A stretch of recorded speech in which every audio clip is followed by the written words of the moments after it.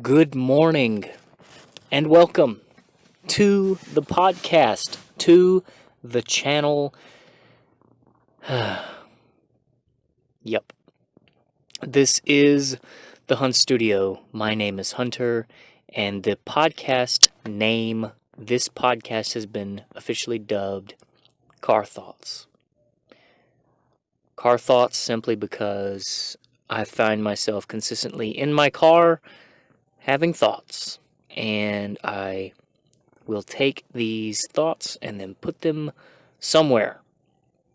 Most of the time when I'm in my car, I like to journal, and I can't exactly drive and journal at the same time, so I do the next best thing, which is talking and driving. I am kind of excited to explain to you what's going on right now. It's trying something new. I'm trying something new, and I'm excited about it, and I can't wait to express to you what I'm doing. Now, to preface, before we even begin on what I'm doing right now, which is kind of crazy in most people's standards, just note that I am happy. I am learning how to be patient. I'm learning how to meditate. I'm learning how to rest and ease my mind. And sometimes in the daily life of being a dad, among other titles, it can be a bit overwhelming. And so I have chosen, my wife and I have agreed upon what I'm doing right now. I mean, everything's fine. Everything's okay. So just note that this is by choice, not by force. 100% by choice, and I'm proud, happy about my choice currently. That out of the way, I am staying the night in my truck. Probably about 30 minutes away from the house where my wife and our little boy live. Or we all live there. Where we all sleep consistently. I took it upon myself to come out here, and I actually work about 30 minutes away from the house, so the drive is, it's a 30-minute drive there, 30-minute drive back, and yeah, so looking at our financial situation, because I just got this job, and money's just now, it hasn't even started rolling in yet. We've depleted our reserve of income. That's like, we had some reserve, we had some whatever, some comfort money, if you will, in the event that, whatever. So that's now depleted, and I have a job, and it requires traveling, and my vehicle's tank is on empty. And I'm not entirely sure when. We've got it all figured out. Financially, we're okay. What I'm saying is, tank's on E, don't have the gas money. It's Thursday night, and I don't have the gas money to drive all the way back up home, back down on Friday, and then back up for the weekend, and back and forth and back and forth. We're saving a bit of dough by, I've went ahead and shot my shot with my wife, and she cleared it, which is cool. To stay here, just to kind of sleep in the car, at work, and it's working out for us, I think. To be honest, I think it's necessary. My wife agrees. This is a thing where actually this whole idea is inspired by a couple of different things. Number one, last year about this time, more so closer to Christmas time. We were in a very similar situation. I didn't have a job. I had just gotten out of the army, hadn't had a job in several months. I felt defeated. We were living not ideal situation, you know, it's not ideal. And yeah, I just kind of had a mental breakdown and then just kind of left my wife and the kiddo at the house and just kind of left. Just kind of abandoned ship, took off. And then, you know, while I was gone, I actually have a couple of YouTube videos. One YouTube video where I'm sleeping on the floor on the job site, and I'm like, yo, everything's gonna be fine. Similar but different scenario. You know, similar approach in that I needed some clarity back then. I needed, you know, my head was, I was clouded in my own thoughts, and I was allowing myself to get in my own way, really. It's nobody else's fault but my own. And I kind of took it out of my family and just kind of left, kind of dipped out. And this time, I don't want to do that. I don't want to just leave and claim that, you know, I'm getting a divorce. That's it. It's final. And then be back together in like 4 months, like we did last time. No thanks. We've been doing that too many times. We've done that to each other. I don't know, personal information, whatever. Anyway, so I'm seeking clarity. Oh yes, the inspiration. The secondary inspiration would be Matthew McConaughey. I don't know, you should probably go watch Matthew McConaughey and Gary Vaynerchuk. If you type in Gary V, Matthew McConaughey, it'll pull up. But they, you know, Gary's talking to Matthew and talking about his new book, promoting his new book, whatever. And Matthew basically exclaimed that over the course of his lifetime, he's done this several times, where he'll just pack a bag and haul tail, you know, and just be absolutely isolated, you know, out in where he's at in the desert. Absolutely isolated himself, his own thoughts, a bottle of bourbon, and that's it. And he'll come back after however much time he deems necessary, and then have a clear head and ready to tackle this thing, ready to go, ready to do, you know? And go listen to his story. He tells it much better than I do, obviously, but because it's his. But this is my story, and I am getting that where I can. We're going to start with a whole day, where it's just me. I didn't go home to my family. I called them after I got back from work, and then I drove over here, put this thing in park, and I have a cot that I got from the army, and I just whipped open this cot and propped it open and claimed this as my bed for the night. Yeah. So why did I do this? Why I kind of said it earlier. I get really swamped with family. You know, like with COVID happening, we spent months and months and months just behind these four walls, and just, you know, for a while, the government was actually paying us because, like, you know, unemployment and all, and we were getting a pretty good chunk of money. But then, like, the COVID assistance help money fund, it ended. Then obviously I had to return to work, get a new job, whatever. And I've been bouncing from job to job recently because, I don't know, something didn't feel right. It didn't stick with me. They weren't paying enough. Something, you know. Too many negatives and not enough positive here in the scenario. I'm kind of getting off track a little bit here. What am I doing right here? Basically, I've just overwhelmed myself with my own expectations. I lack patience in that I want things to happen quickly, And it's frustrating looking back and realizing how deep, you know, thanks to previous decisions that I made when I was 18, 19, 20.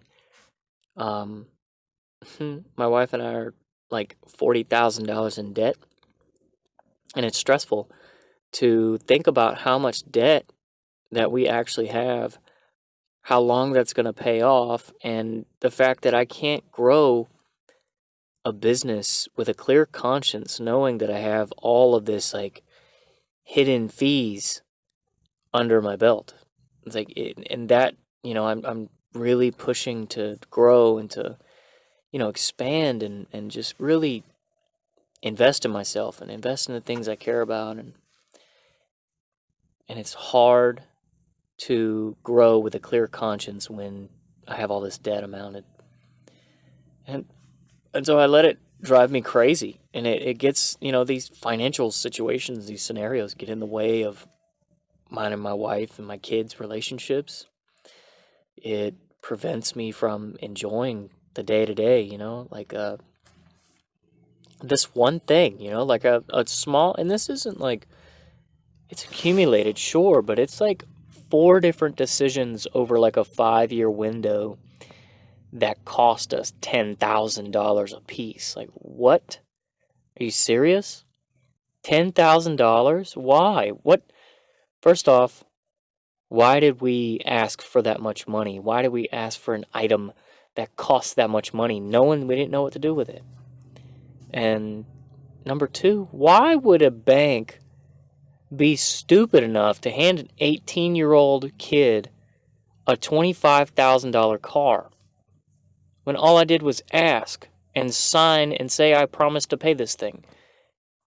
$25,000. Come on.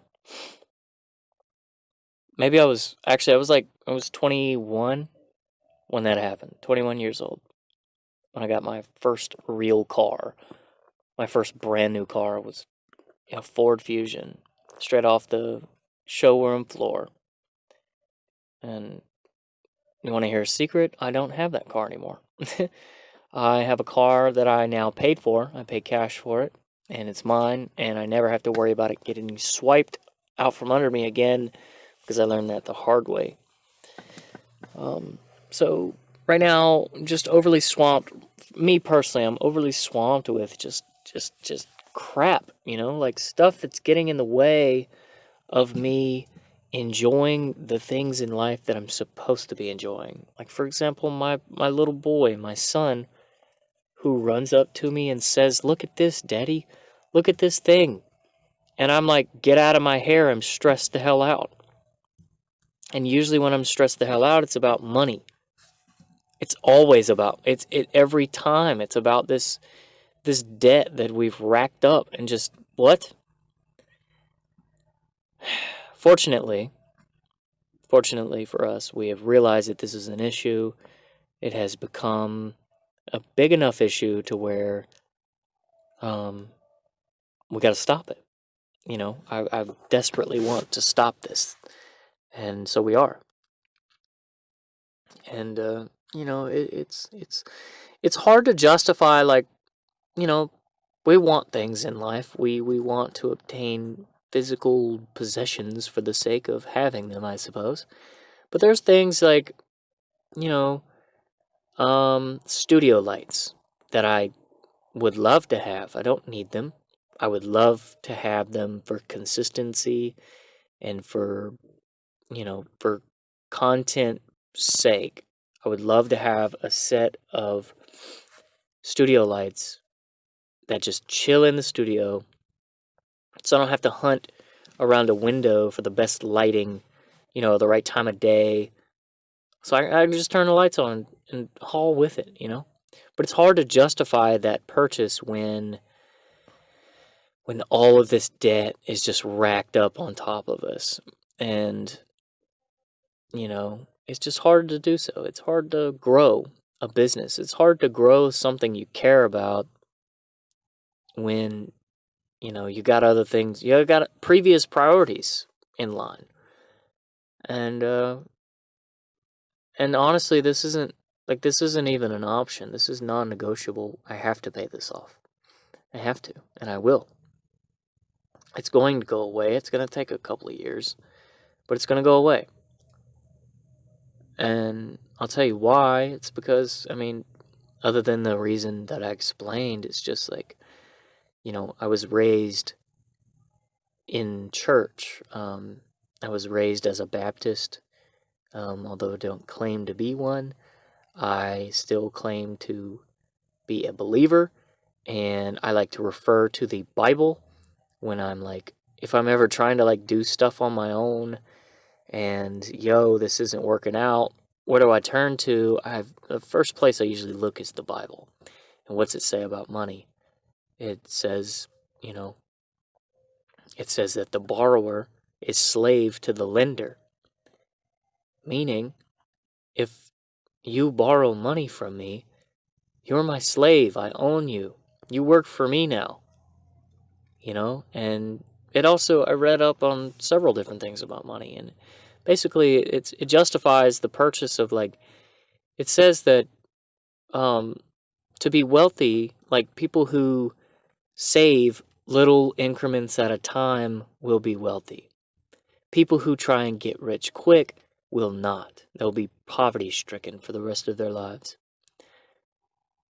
And it also says, it says so many different things about money, so many different things that, like, I've been missing this, like, that's the missing ingredient is, like, save money and be patient. That's a big thing, is being patient. Revolving back around that is, instead of walking up, like 6 months after I get my first real job, in the Army, and signing away a contract that's giving me a $25,000 car, it's like, I should have taken the money that I saved in those 6 months. I say I was in training for 6 months, and I saved up plenty of money.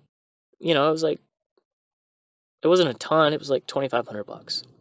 Very well could have bought myself a $2,500 vehicle and drove away with it. And I didn't believe it at the time. I didn't think that you could do something like that and get something decent of good value, for just $2,500. I didn't know how. I can tell previous me that yes, you freaking can, because I did it. I bought this car right here for $1,500 cash, handed it to the guy, and then I put $1,000 in the wheels and tires because I liked the way they look and I wanted them. And then I've put probably about less than $500 in maintenance, and I've done all the maintenance myself, like the engine, like everything. I just learned how to do it on my own, and $2,500. I mean, we'll go ahead and say $3,000 I've put into this car, and I've had it for months. I've had it for half a year, probably longer than that. I've had it for a while. Anyway, $3,000, and it took me. How did I do it? I put $100 into a bank account every week. Once a week, I put $100 in a bank account, and then it added up to $1,500. And then literally, it wasn't 2 weeks. 2 freaking weeks. No. Sorry. My math is wrong. 15 weeks. 15 weeks, and I had a freaking car. That's like 3 months and some change. And I had a car. So, just being diligent, being that I put back a little bit of money at a time, just a little bit, it added up, and I was able to buy something, and it's mine. It's mine. I'll never have to worry about it getting snatched away from me if I lose my job, or if I stop paying that $346 payment a month because I'm sick of it. No, I saved for, a quarter of a year, and that was it. I went and bought one. And then over the course of however long, I can keep this thing running. I can keep it in shape. I can do little slight modifications if I want to, which I have done some cheap modifications to it. Then, keep it up, keep it in nice condition. And literally, it's lost all its value already. It's a 1998 GMC Jimmy. And the value that it's worth right now is the value it's going to be at years down the road, pretty much, unless they just have a spike in value, which I don't see happening. But yeah, so I have this little vehicle that runs and drives just fine. I made sure it was the right, it ran and drove well, and it does. And it drives even better than it did because, whatever, my modifications, my work onto it. But anyway, I now know that these things can be done. For $2,500, I could have bought something great, something that I'm proud of, something I worked for, but I didn't. I chose to go the faster route, the sexier route, the vroom vroom route, because I wanted something red, I wanted something pretty, I wanted something like I would get, wanted to break some necks at a red light. Well, let me tell you something. I didn't get a single broken neck, people looking at my Ford Fusion. Like, what the hell? What was I thinking, man? What was I thinking? I wasn't. That's the problem. I wasn't thinking in the right direction. But anyway, that's a big example. We no longer have the car, and we still, I bought that 2017. Here we are 3 years later, and I still owe $5,000 on that thing, and I don't even have it. Like same thing with I could go on and on and on, but basically, all of this debt accumulated, and we don't have anything to show for it. We have nothing to show for it. It's like we have. What do we have? We don't have a single thing that we purchased all of this, this $40,000 in debt. Granted, 10 is from student loan debt, and I don't have a degree. And 10 is from Nikki's appendix getting removed back in the day. And that was a good chunk of money. So literally, we don't even have an appendix to show for it. But it's, like we don't have any sort of purchases. We don't have anything, which sucks. And it makes the situation worse. But hey, this is all self-inflicted, other than the $10,000 medical bill. Whatever. It's all self-inflicted, and it's our fault. It's my fault. And it's time to change it. It's time to fix it. It's time to move on with my life. And I just did some math today with the money that, after the new money I'm making today, applying, I'll talk about this for a second. Dave Ramsey, I'll come back to Dave Ramsey in just a second, but applying Dave Ramsey's method, his debt snowball, we should be out of debt in about 5.5 years. If we apply this copy and paste method, if we make no more money, which if I stick with it, I'll probably make more, later on down the road, I'll end up making more. But if I just apply, after bills are paid and debt is paid off, it'll take 5.5 years. And I mean, God, 5.5 years. And let's see, when did we start accumulating this? Well, it started when I was 18, which is, Nikki was 17. I'd be 18 with that student loan debt. And here I am, 25, 7 years down the road. And it's going to take about, if it takes 5 years, I'll be 30.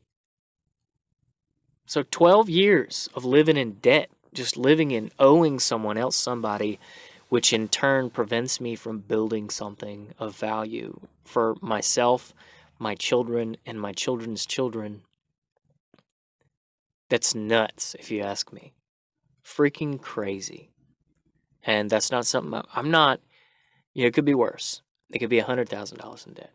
It could take 20 years to get out. I could have not clicked until I was 50. I could have just been living this oblivious life until I was 50 years old. And then what? Just spend the rest of my life getting out of debt? Jesus. And amount to nothing. So I'm willing to, like, and I get hated on for, I get picked on for where I live, the clothes that we wear and the cars we drive and the city that we live in, the little town we live in. We get made fun of for all of it. And it's all by peers or people older, like, I'm not going to get into specifics, but it's people who know us. Let me take that back. It's people that think they know us. They think they know enough about us to cast this judgment on us, and they believe that we should be doing better than what we're doing. Or they're insecure about their own little thing that they got going on. So they paint a picture to make it seem like they're doing better than we are, and then point and laugh because they bought the car. They still have their little car. But in real life, they're struggling just like I did at one time. So that's the big, like, issue right now. That's what, I'm coming to terms with debt. I'm coming to terms with how money works, like, and how I should be treating it differently. And I'm learning. It's life's a whole journey. It's all about learning. And it's we just have to focus in real hard and fix this up. And once we do, I mean, who knows what's going to happen? Who knows what's going to happen between now, the time that I declared that, hey, we're fixing this, and by the time we fix it, miracles happen, like, things happen. And they happen to people who are intentional and who actively do. Good things come to those who do, it's just, it's, I don't know. I'm curious to see what this little journey, and that's another thing, is I'm trying to keep it as positive as possible instead of just dwelling on, holy crap, I'm so far away from obtaining whatever. I want to see where this takes us. I want to see the connections that we bring to people. I want to see, who can we relate to? Because I know there's people out there, like, and if we document this journey and show that, we're vulnerable, and maybe it'll change somebody else's life. Who knows? Maybe somebody will get on this debt train with us, or get out of debt train, and we can start this little journey together. Maybe, I could get anything could happen, really. Like, I don't even know how sponsorships work at all. I have no idea. But I think it'd be cool if, like, I blew up and all of a sudden I got a sponsorship, and then whoop, that little bit of money just paid off the last bit of my debt. So I'm, and thanks to my work and thanks to my growth, I'm able to do this, like, and thanks to the support of my people, we can, we can focus on growing rather than rather than shoveling dirt back into the hole we've dug. We can focus on, building bricks and building an empire. I don't know. I'm excited about this little journey, and I'm actually starting to ramble a little bit at this point, so I'm probably about to get out of here. I have to pee really bad, so I have to go into. I have to walk out. I don't want to get out of this car, but I got to, I think. But anyway, this is the Hunt Studio. My name is Hunter. Oh goodness. My name is Hunter. This is the Hunt Studio. Did you enjoy what I drew today? I don't even know. This is probably going to be like a week after I've after I've recorded this. I'll probably, slap a drawing on top of this a couple days later and post it, a week or two after I've recorded. So I don't know. Did you like the drawing? Did you like the video? Let me know if you're also in debt. Let me know if you also are trying to get out as we are.